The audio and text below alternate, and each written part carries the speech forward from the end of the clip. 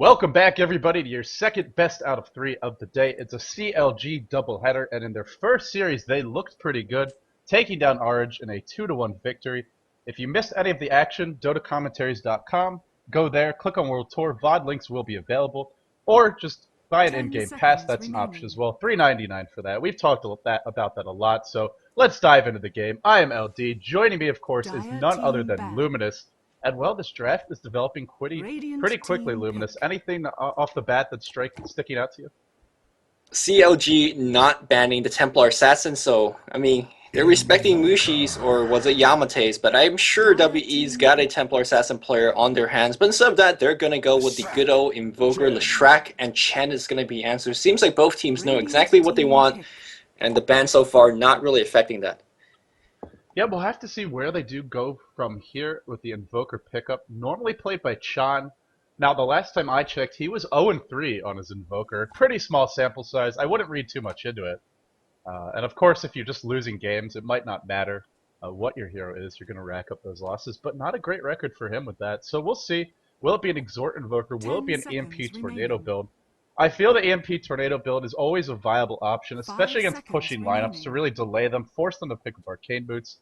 Whereas that Exhort build will give you a little bit of burst potential. The most common partner for this Invoker would be the Shadow Demon, but instead they go for a Rubik. Interesting pick. Yeah, Rubik, a hero that a lot of pros, especially Chinese pros who use legacy keys, have been very, very unhappy because Valve haven't been really fixing the legacy key yet. I think you play with QWER, right? Or whatever personal segment you have. I used to use the legacy, but I do now use the grid keys, which, let me say, it is easier. If you're already used to legacy, though, it's a big transition mentally to try and go back to the grid hotkeys, even though I would say they're simpler if you're starting from scratch. Yeah, I'm not sure if it's a bug or not, but the legacy hotkey with Rubik, when you steal a spell, sometimes it override your telekinesis. Like if you steal a tornado, it's the same key. It's just a load of stuff, and I'm surprised Valve, who hasn't fixed this yet. Like this hero's been around for what, ages now, at least in Dota 2. Well, has nothing to do with this game, strategically implications or whatever, but I just want to bring that up because I use legacy keys and it's annoying to hell. Oh man, there's the Morphling pick. Pajkatt already tipping his hand here. Got the Leshrac, the Chen to set up that early game, get some towers, get some map control. Pajkatt gonna be playing that hard carry. CLG, they have a little bit of everything, but their strategy already somewhat revealed here.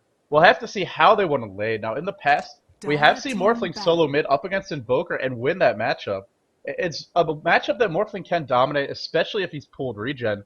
No clue as to whether or not Invoker will be mid, but that is something to keep an eye on. Morphling does not have to be played in that safe lane, and we'll have to see how CLG want to position him. But with the Chen, they have some options as far as their lanes, so I guess that's the biggest thing. And now we head to the second stage of the draft, and Shadow Demon banned out by World Elite here.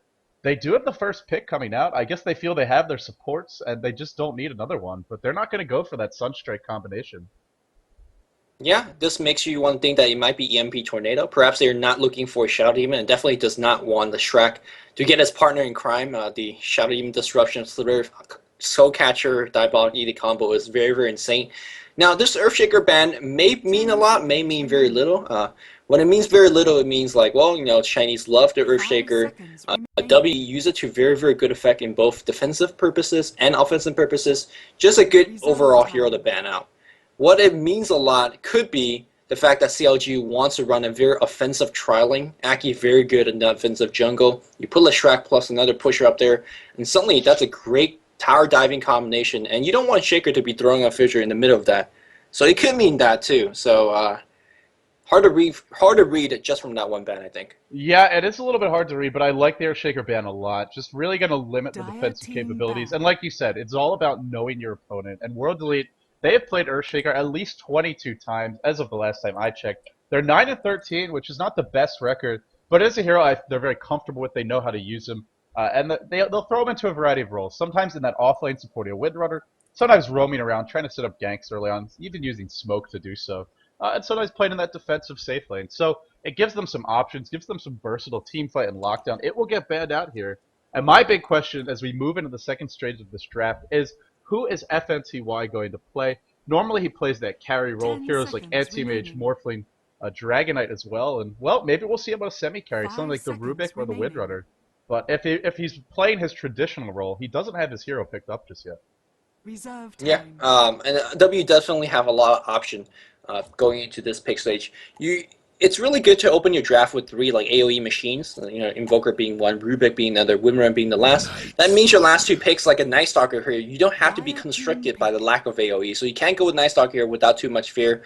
The Fear of Darkness, or Crippling Fear, I think it's called, is not bad against Morphling, although it doesn't really stop you Strength Morphing if it's already going. And same thing with Post Nova. Right. When that's going, Fear it doesn't do anything. So perhaps not the best pick in that regard, but still overall great ganker. Yeah. Very good frontline tanker in its own right.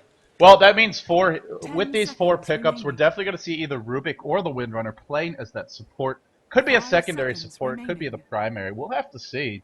And teams have made this work in the past, although personally I do prefer my solo mid Rubik just for the quick level 6 and some more action and excitement as a caster. We'll have to see if World Elite can make it work. This is a little uncharacteristic for them, though, I have to say. World Elite, they'll be aggressive at times, but generally they're a very deliberate, kind of methodical type of team. I would even compare them to Complexity, where they'll go for smoke ganks, they'll go for engagements, but only where they feel they have a very big advantage. And we're not going to see them diving towers generally. But with Night Stalker, that's generally how you play the hero. So this is a bit of a change of pace for them, and something maybe CLG won't be prepared for. Certainly there's a lot of aggression over in Europe, so from that perspective, they should be ready.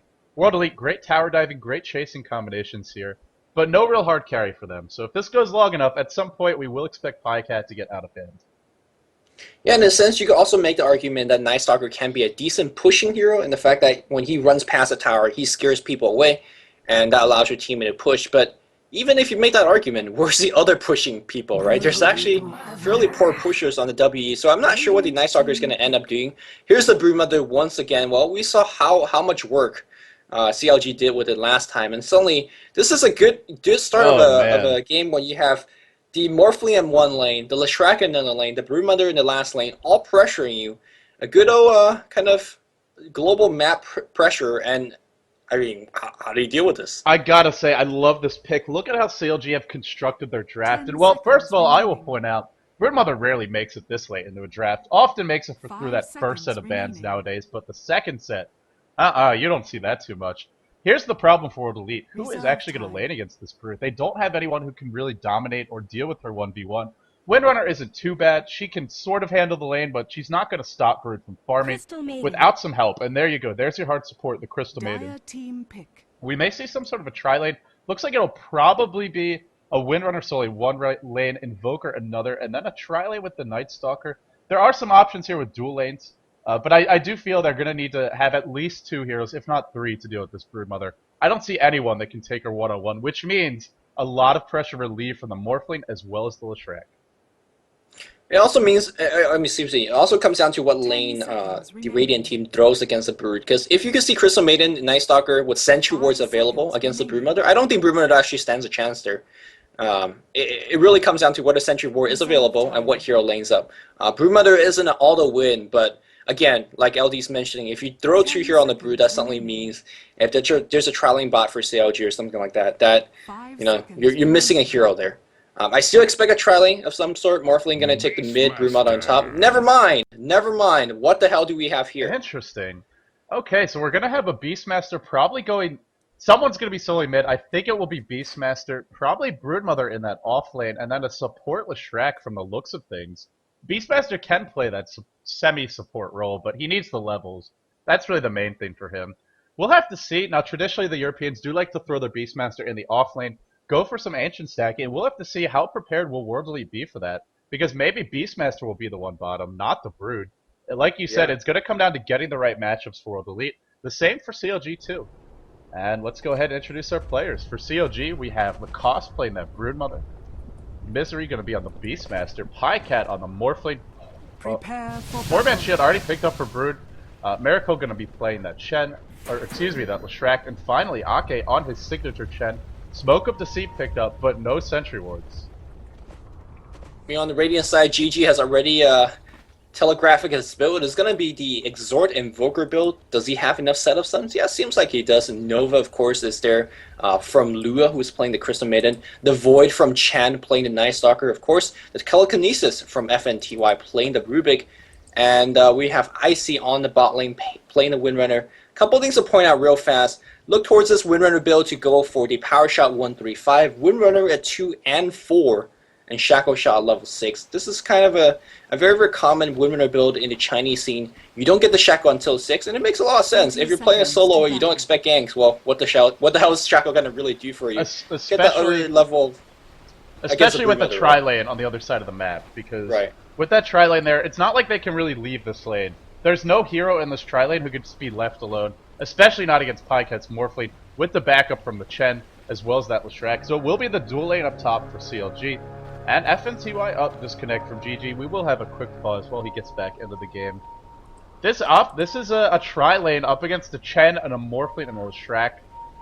This could go one of two ways, right? The first, well, I guess it could go a couple ways, but likely what we're going to see is either World Elite finding the pickoffs on this Leshrac, maybe even the Chen, or the other option is going to be that Chen does some dirty work with the smoke, and Rubik as well as CM especially, pretty squishy heroes, and against Morphling.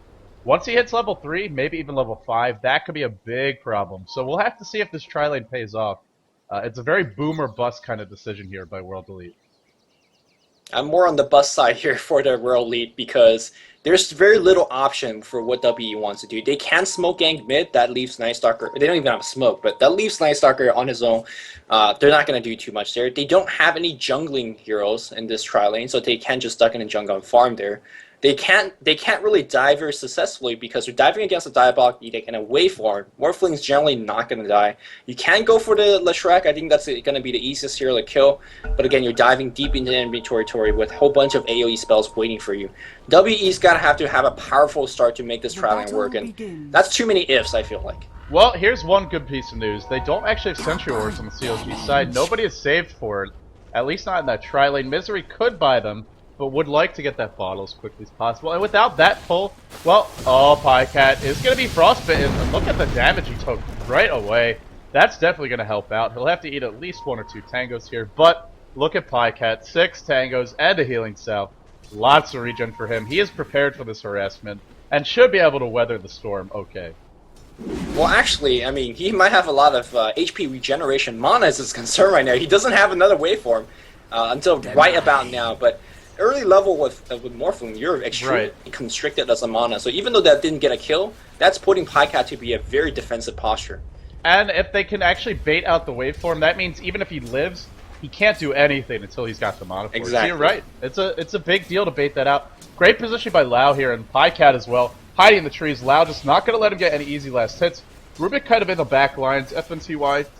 I'm not sure what he's afraid of. Maybe that's... Oh, he's doing some pulling. Nice job by him, denying whatever he can to CLG. I gotta say, as far as the offensive trailing goes, for not getting any kills, World Elite are doing a fantastic job of slowing pajkatt down in this lane. This is a great start. Again, they have to do a lot of things correctly, but hey, they're doing a couple of them right now.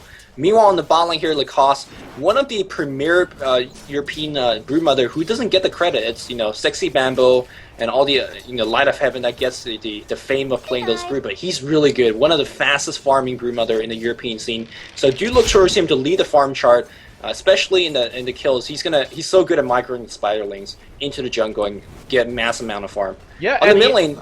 Oh, go ahead. Yeah, on the mid lane, how do you feel about this one? It's kind of it's hard to say, don't you think?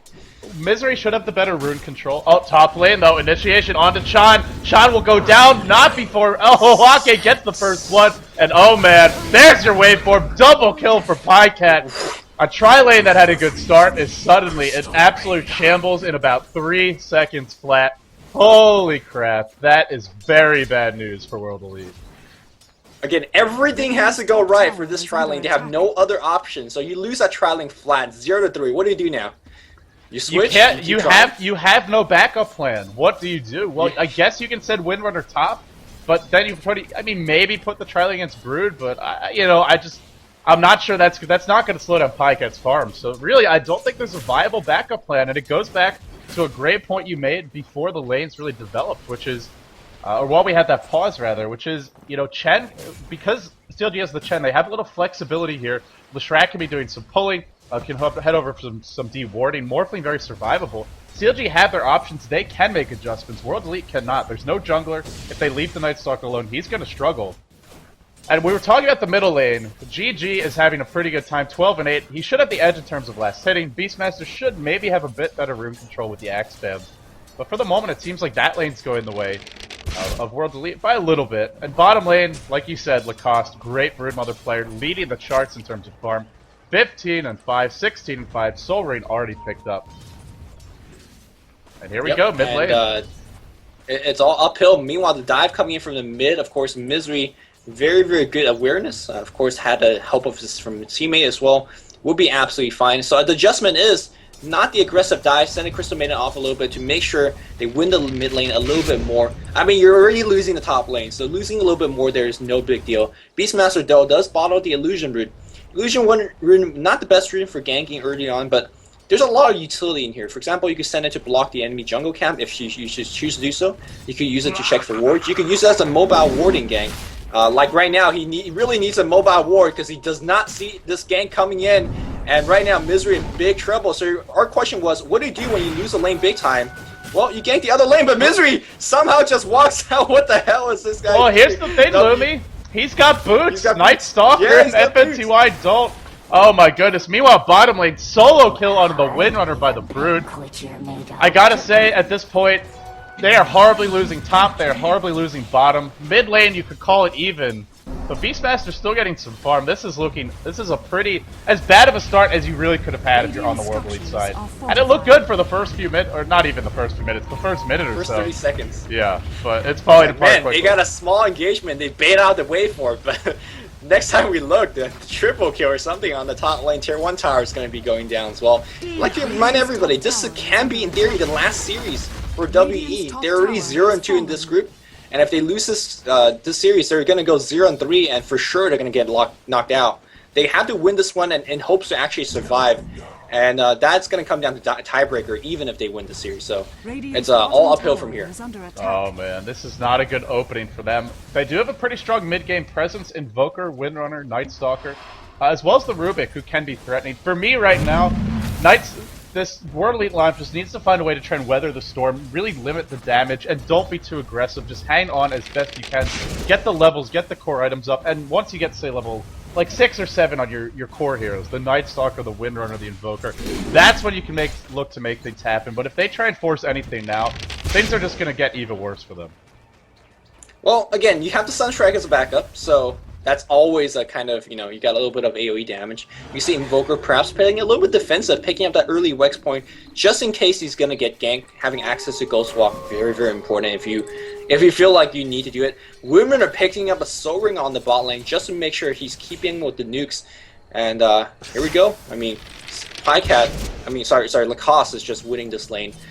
Very much so. Double Sage's mask up. Yeah, he's continuing to really keep control on the bot. Right, the farm is very even, but here's the thing. He's done a lot of damage to that tower. He's also knocked down all the trees, so he's got great access into the jungle. Sentry Ward up for the Windrunner, but again, they can't really help her here. She's out on an island, because if they come to help, it just means more farm for pajkatt, more aggression for him, and the same in the middle lane.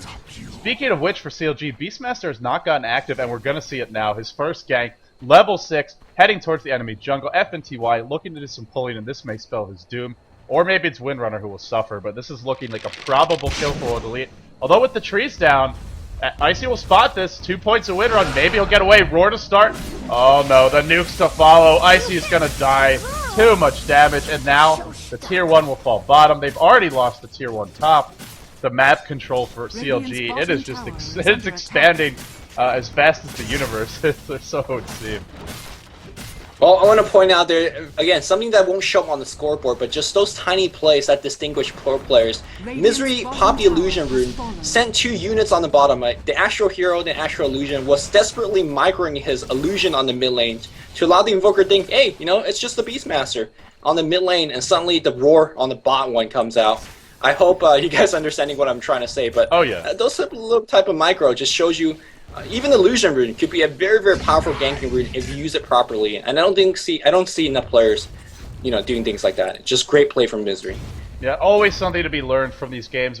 Even the losing teams will often do things that really impress you and that can help you become a better player. Well, pajkatt is just camped out top at this point, and World Elite have had enough of it. They want to make a go. Unfortunately, great lane war, which I know is something you've been harping on as of late. One of your Dota Show episodes being about that. But this lane war, keeping pajkatt safe, and World Elite have to know this isn't going to work. They do. They'll back up. Here's what happens when that tri-lane fails. We have a Rubik, no boots picked up. Finally, it's the gold. A CM, only boots to her name. I had 200 gold, but the levels as well, they are really far behind. And I'm not sure they can do anything in the mid-game against the Morphling, the Broodmother. There's so much burst damage on the side of CLG. And of course, the mid game for the Radiant, or excuse me, the mid game for the Dire is not too bad. They're pushing multiple lanes. Tower on the bot's getting pressure. Tower on the top's getting pressure. pajkatt's just not leaving the lane. Already Ghost Scepter in his inventory. And right now, Jiejie's the only person that's getting anything. And only that, he's only got 37 streak kills, right? So he's going to be going for a 4-staff and needing to help his team. It's just not going to be enough. And here's the sort of the kicker is he's a Sunstrike Invoker who hasn't used a single Sunstrike this game. Backstab, Roar, DD, early Medallion picked up, and look at those chops by the Beastmaster. This is the second time he's gone for it. There's Dust by Akke. Fool me once, that's fine. Fool me twice, no siree. Akke comes prepared, and he gets the kill. And now that one hero that was doing well, Lumi, he's down for the count. And here we go bottom lane. Lacoste with the pressure. And CLG is not going to let up. For the rest of this game, expect to see them deep in enemy territory. pajkatt gets thrown back. Hand of God. Waveform is available. Waves on out of there. Morphing, I think it was morphing into agility by accident, but there we go towards strength. And Nightstalker is not going to get this kill without a really long chase. Meanwhile, mid still being pressured. God, they want pajkatt so bad, but look at the trade-off. Middle lane, the tower taking so much damage. They're not even going to get him unless the Sunstrike hits. Oh, not enough damage. Oh, boy. Wow. Nothing is going World Elite's way. The lowest point of HP on the Morphling was like about 20, maybe 10-ish. Just imagine that W perhaps got a kill earlier and got an extra level. It made all the difference in engagement like that, and WE not even getting that one. 0 and 6 in 10 minutes. All the towers except a tier 2 up top already gone. Gold difference, immense, 10,000. Experience difference, 5,000. That seems like a small number, but at this stage of the game, 5,000 level is like an average of 2-3 levels per hero. At least 2. And look at the total gold earned. 19,000 for the Dire. 7.8 thousand for the Radiant. This might be the biggest lead I have ever seen in Dota 2. This is insanity, man. And it's not just the gold, it's not just the experience, which I just showed as well. There you go. It's the lane wards, too. I mean, they have so much control over this map. Even to be where this Rubik is right now is really dangerous. He's level 3. He's still level 3 right now. He does have his boots. Man. I'm not sure how much boots gonna save you. I'm trying to think positive here for World Elite. And this is about... I mean, I would never call the game over until it's over, but this is about as bleak as it can get. They're just in a horrible position. No kills, no map control. They don't have the better carry. They're way behind in gold, they're way behind in experience, and Aegis is about to go into pajkatt. And I honestly feel like CLG maybe can even go high ground in the next 10 minutes if they play their cards right. Now, they would like to get some core items up. Speaking of Lacoste's farm, Orchid already completed 11 minutes in. What did we see last game, Lumi? A 23-minute Orchid? Something like that? Right. Holy crap. He was having a tough time. He was having a tough time because of all the ganks that he received. But like I said earlier, Lacoste just doesn't get enough credit as a Broodmother player. Just one of the best in Europe. He farms like a madman. Now, of course, it's very easy to farm when, oh my god, big team fight breaking out. W picks up their first kill, but, I mean, at what cost, right? At what cost, indeed. pajkatt, fully morphed to agility, loved this decision. He's so far ahead, there's no reason to play this safe. Just go full agi, and the right clicks almost 130 per attack. Like 4 or 5 of those is just going to kill a Crystal Maiden. And that's not even counting the waveform. And in fact, CLG, they're not going to wait for the mech. They're not going to wait for a pipe or anything like that. They're just going to charge on in. Look to take down this Rex. Oh! pajkatt gets incinerated. The silence might be enough to kill him, in fact. Nope, doesn't get it off in time. And there you go. pajkatt will survive. But that is the downside to that Agimorph. You can die in 2 nukes, and we saw it there. So World Elite, they hang on. They get the Aegis burnt. It's still a long way out of the valley, but I mean, maybe they bottomed out. You know, it's about as bad as it could get right now. That's a slight sign of life. They have something resembling a pulse now. I'm not sure, man. CLG is like a Mount Everest, and WE is trying to scale it up, and they're slipping. They're really slipping right now. Meteor as a defense, 1 minute cooldown for that big spell. Tower's gonna go down here. pajkatt down to about half HP. Hand of God comes back right now. They really want that base tower, and base tower perhaps even gonna get denied. Hey, if he denies the base tower though, no big deal. I think CLG will take that. You can't deny this, man. If you deny that, that tower is more damage than probably all their heroes combined in terms of the right clicks go anyway. Axe is flying through, they're trying to get some damage going here. Ice Wall used just to try and slow this down. Wave on up to the high ground by pajkatt. The chain's done, the lockdown. Akke, even with the centaur, just a little bit of everything. Chad will take a fall too. Oh boy, these semi-carries just actually looking like supports from how fast they melt. pajkatt could get more kills, but he'd rather get the racks. And in he goes, focusing for that. Ethereal Blade, a little bit ways away. Not that he really needs it right now, but if he wants, it'll happen fairly soon.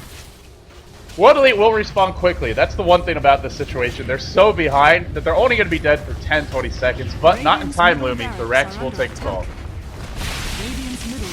Man, this looks rough. This looks really rough for World Elite, but, you know, they hold on. They'll play. Chinese team, the Maldo is down 1 Rex. You know, just okay, getting started. Down 2 Rex. Let's start playing serious. Down 3 Rex. Alright, time to go, jiejie. Down 1 Rex means nothing to a Chinese team. They'll turtle. Yeah, they will. I'm not saying they're gonna win. I'm just saying they're gonna turtle. Right. I know you're not. Okay, so let's take another look at the graphs. Actually, we should not have done that, guys. You didn't just pretend you didn't see that. Oh man, I mean, what do you do at this point if you're World Elite? You can't just sit here because Morphling is getting huge. Do you go for a smoke gank? Do you try and set up some sort of a kill? I mean, it's not just the Morphling either. It's the Broodmother. Even the supports are farming your jungle. I feel like they have to make a move, and they agree. Smoked on up. They want pajkatt, probably the hardest guy in the game to kill, and they can't even find the range, leading with Crystal Maiden and Rubik. Oh, I'm not sure about that decision. But in the end, they get nothing. By the way, Nightstalker doesn't have a point in his ultimate, and that might be a mistake. If he had that, they could have at least gotten in range for a Void. Not saying they're going to kill pajkatt, but it gives them a shot. You know what's a mistake? It's a mistake is the fact that their highest level is like level 8. That's a mistake. Or 9.